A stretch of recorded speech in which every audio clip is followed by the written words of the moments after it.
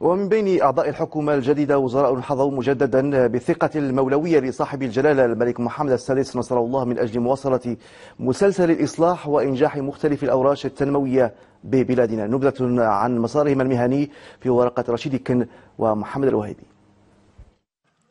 السيد سعد الدين العثماني الذي عينه صاحب الجلالة الملك محمد السادس نصره الله رئيسا للحكومة، حاصل على الدكتوراه في الطب العام، تقلد عددا من المسؤوليات، إذ عينه صاحب الجلالة الملك محمد السادس نصره الله سنة 2012 وزيرا للشؤون الخارجية والتعاون، كما تولى منصب رئيس مجلس النواب للولاية التشريعية 2010-2011.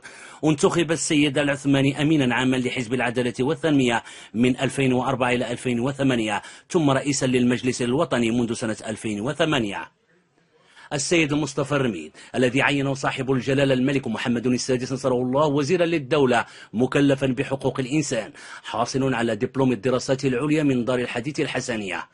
انتخب السيد الرميد نائبا برلمانيا لثلاث ولايات متتالية، وفي سنة 2002 عينه صاحب الجلالة الملك محمد السادس نصره الله عضوا بالمجلس الاستشاري لحقوق الإنسان، وفي سنة 2012 عينه جلالة الملك وزيرا للعدل والحريات، كما حظي سنة 2013 مجددا بثقة جلالة الملك حيث عينه وزيرا للعدل والحريات. السيد ناصر بوريطة الذي عينه صاحب الجلالة الملك محمد السادس نصره الله وزيرا للشؤون الخارجية والتعاون الدولي، حاصل على شهادة الدراسات العليا في العلاقات الدولية ثم دبلوم الدراسات العليا في القانون الدولي العام.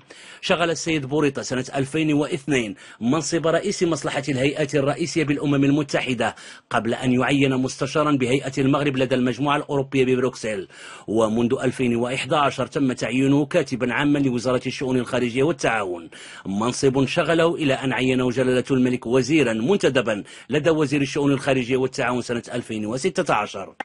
السيد محمد أجار الذي عينه صاحب الجلالة الملك محمد السادس نصره الله وزيرا للعدل، حاصل على الإجازة في الحقوق، عضو للمكتب التنفيذي لحزب التجمع الوطني للأحرار، وعضو مؤسس المنظمة المغربية لحقوق الإنسان.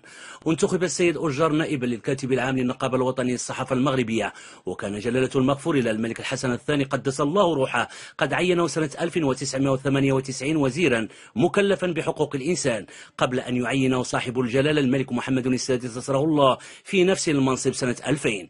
وفي سنة 2014 عينه صاحب الجلالة الملك محمد السادس نصره الله سفيرا مندوبا دائما للمملكة لدى مكتب الأمم المتحدة بجنيف. السيد أحمد توفيق الذي عينه صاحب الجلالة الملك محمد السادس نصره الله وزيرا للأوقاف والشؤون الإسلامية، نال سنة 1967 شهادة السلك الثالث في التاريخ بالرباط، عمل نائبا لعميد كلية الآداب بالرباط، كما شغل منصب مدير معهد الدراسات الإفريقية ومحافظا للخزانة العامة من سنة 1995 إلى 2002. شغل السيد توفيق منصب وزير الأوقاف والشؤون الإسلامية منذ أن عينه صاحب الجلالة الملك محمد السادس نصره الله سنة 2002، وجدد فيه جلالته الثقة في المنصب نفسه في مارس 2012 وأكتوبر 2013. السيد محمد بوسعيد الذي عينه صاحب الجلالة الملك محمد السادس نصره الله وزيرا للاقتصاد والمالية، حاصل على دبلوم مهندس دولة من المدرسة الوطنية للقناطر والطرق بباريس، وشهادة الماستر في إدارة الأعمال من المدرسة نفسها. وفي سنة 2004 عين السيد بوسعيد وزيرا للتحديث القطاعات العامة قبل تعيين سنة 2007 وزيرا للسياحة والصناعة التقليدية. وفي سنة 2010 عين واليا على جهة سوس ماسة درعا عاملا على عمالة أكادير إدة وتنان، ثم واليا على جهة الدار البيضاء الكبرى وعامل على عمالة الدار البيضاء. وفي سنة 2013 عين السيد بوسعيد وزيرا للاقتصاد والمالية. السيد عزيز أخنوش الذي عينه صاحب الجلالة الملك محمد السادس نصره الله وزيرا للفلاحة والصيد البحري والتنمية القروية والمياه والغابات، حاصل على دبلوم في التسيير من جامعة شيربروك بكندا، ويرأس مجموعة أكوا. كما كان السيد أخنوش عضوا بمؤسسة محمد السادس لحماية البيئة، وعضو متصرف بمؤسسة محمد السادس لإعادة إدماج السجناء. انتخب السيد عزيز أخنوش رئيسا لمجلس جهة سوسمة السدرعة ما بين 2003 و2007، وفي أكتوبر 2016 انتخب رئيسا لحزب التجمع الوطني للأحرار. السيد محمد نبيل بن عبد الله الذي عينه صاحب الجلالة الملك محمد السادس نصره الله وزيرا لإعداد التراب الوطني والتعمير والإسكان وسياسة المدينة، شغل منصب وزير السكنة وسياسة المدينة في الحكومة المنتهية ولايتها. حصل السيد بن عبد الله على شهادة عليا من المعهد الوطني للغات والحضارات الشرقية بباريس. تقلد السيد بن عبد الله منصب وزير الاتصال الناطق الرسمي باسم الحكومة من 2002 إلى 2007، ثم سفيرا للمملكة المغربية بروما. السيد محمد حصاد الذي عينه صاحب الجلالة الملك محمد السادس نصره الله وزيرا للتربية الوطنية والتكوين المهني والتعليم العالي والبحث العلمي، حاصل على دبلوم من مدرسة البوليتكنيك للمهندسين بباريس ودبلوم المدرسة الوطنية للقناطر والطرق بباريس. عين السيد حصاد واليا على جهة مراكش تنسيف تلحوس سنة 2001، وواليا على جهة طنجة تطوان عاملا على إقليم طنجة أصيل سنة 2005، وفي سنة 2013 عين وزيرا للداخلية. السيد مولاي حفيظ العلمي الذي عينه صاحب الجلالة الملك محمد السادس نصره الله وزيرا للصناعة والاستثمار والتجارة والاقتصاد الرقمي، حاصل على شهادة في نظم المعلومات بجامعة شيربروك. شغل السيد العلمي منصب رئيس الفيدرالية المغربية لشركات التأمين وإعادة التأمين، كما شغل منصب رئيس الاتحاد العام لمقاولة المغرب ما بين 2006 و2009. وفي سنة 2013 حظي السيد العلمي بثقة جلالة الملك حيث عينه وزيرا للصناعة والتجارة والاستثمار والاقتصاد الرقمي. السيد عبد القادر عمار الذي عينه صاحب الجلالة الملك محمد السادس نصره الله وزيرا للتجهيز والنقل واللوجستيك والماء، حاصل على الدكتوراه من معهد الحسن الثاني للزراعة والبيطرة بالرباط. سنة 2012 عينه صاحب الجلالة الملك محمد السادس نصره الله وزيرا للصناعة والتجارة والتكنولوجيات الحديثة، قبل أن يتولى في التعديل الحكومي لسنة 2013 حقيبة الطاقة والمعادن والماء والبيئة.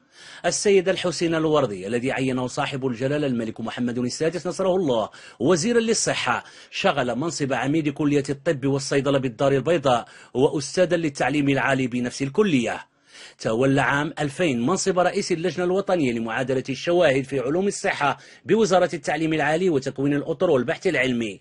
ويعد السيد الوردي خبيرا لدى المنظمة العالمية للصحة في هذا المجال منذ 1998. السيد عزيز رباح الذي عينه جلالة الملك وزيرا للطاقة والمعادن والتنمية المستدامة، حاصل على دبلوم مهندس محلل من معهد الإحصاء والاقتصاد التطبيقي وماجستير في هندسة البرامج من جامعة لافال بكندا.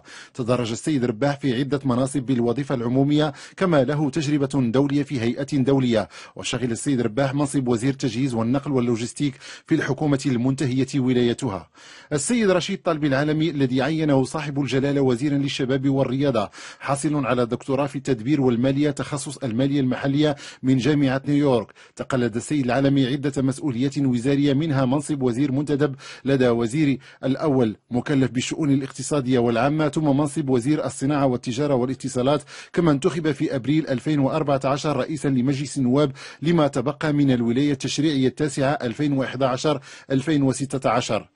السيدة بسيمة الحقاوي والتي عينها صاحب الجلالة وزيرة للأسرة والتضامن والمساواة والتنمية الاجتماعية، حاصلة على دبلوم الدراسات العليا تخصص علم النفس الاجتماعي، رئيسة لجنة القطاعات الاجتماعية بمجلس النواب لسنتي 2006 2007 2008 و2009.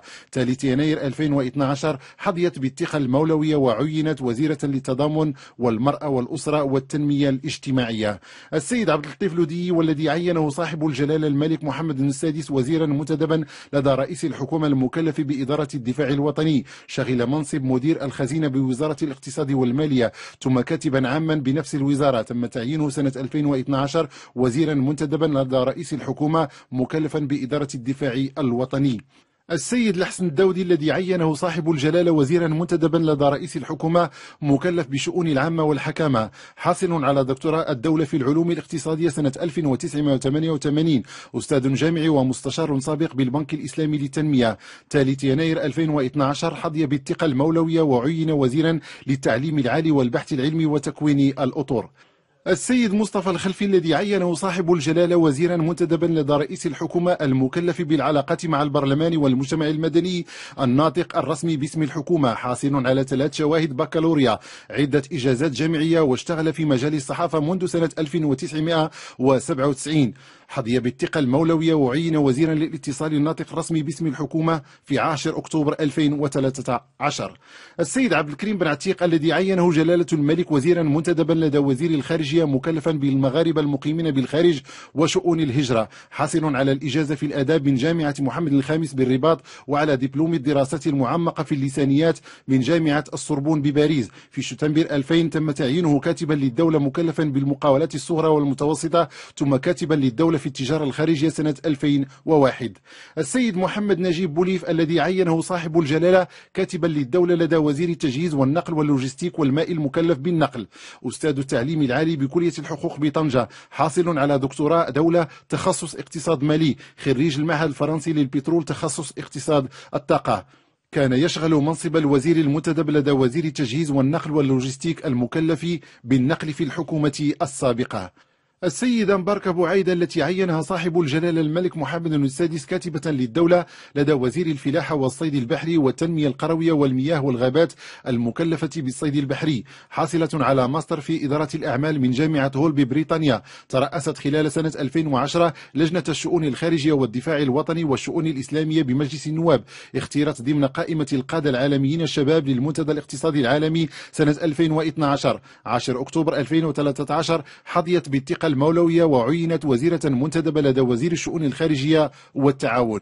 السيدة شرفات أفلال التي عينها صاحب الجلالة الملك محمد السادس كاتبة الدولة لدى وزير التجهيز والنقل واللوجستيك والماء المكلفة بالماء، خريجة المدرسة المحمدية للمهندسين فوج 1997 ومهندسة بالمكتب الوطني للماء الصالح للشرب.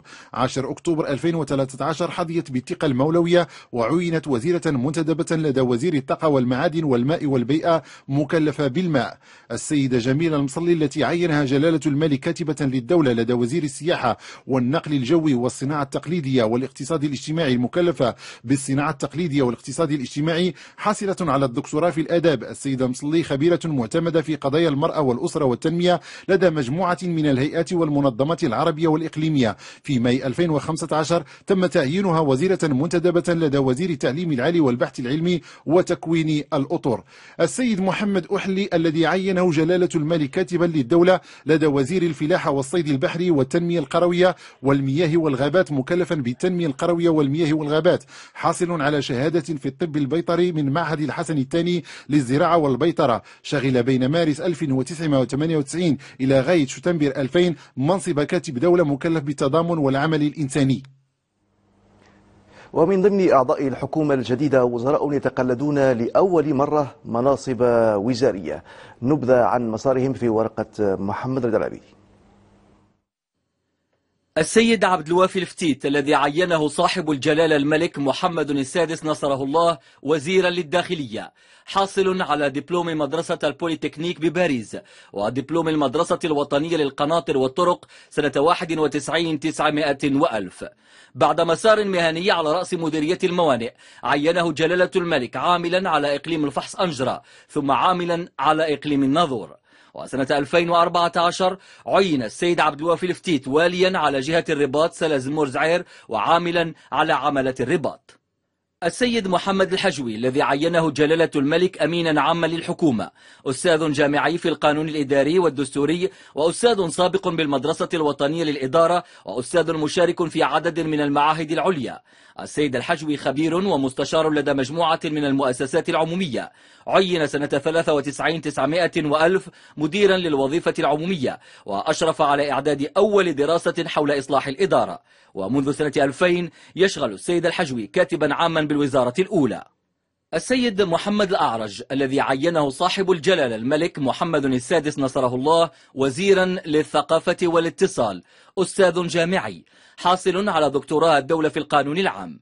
انتخب السيد الأعرج برلمانيا ل3 ولايات، وهو نائب برلماني عن إقليم الحسيمة، فضلا عن كونه عضوا بلجنة العدل والتشريع منذ سنة 2007 وعضوا في الاتحاد البرلماني العربي منذ سنة 2011.